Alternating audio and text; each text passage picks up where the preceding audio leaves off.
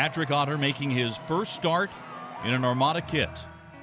A surreal night for Patrick Otte, suiting up to play one of the best MLS teams in the country. A moment that 3 years ago, he would have told you would never happen after 2 tough knee injuries. Been playing this game since I can remember, so, a lot of pounding for my whole life kind of catches up with you. Otte started his career at 16 in the Middlesbrough FC Academy in England. Then in 2011, found his way into the NASL with the Fort Lauderdale Strikers, where he helped lead the team to the championship final, before injury took him on a detour that almost had him hang up his cleats for good.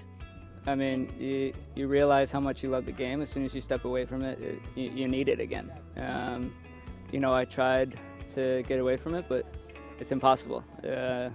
Love the game too much, and I found my way right back into it again. That love for soccer is what helped Pat overcome the wear and tear on his body and strap up his boots once again. With some help from assistant coach Jim Rooney, he found his way to the Armada. He brought me over here, which I'll always appreciate, given the opportunity, but he left it up to me. As soon as I stepped in, I had to make a name for myself.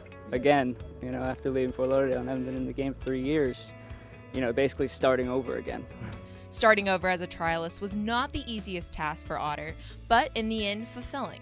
Not only did he earn a spot on the roster with the team, but also got the start against the toughest challenge they would face in preseason, the New York Red Bulls, a moment Pat will never forget. Stepping out with those, MLS players and, being in front of so many fans, so many screaming fans that the Armada have, it was fantastic. I mean, like I said, it was surreal. It was certainly a moment that I will remember for the rest of my life.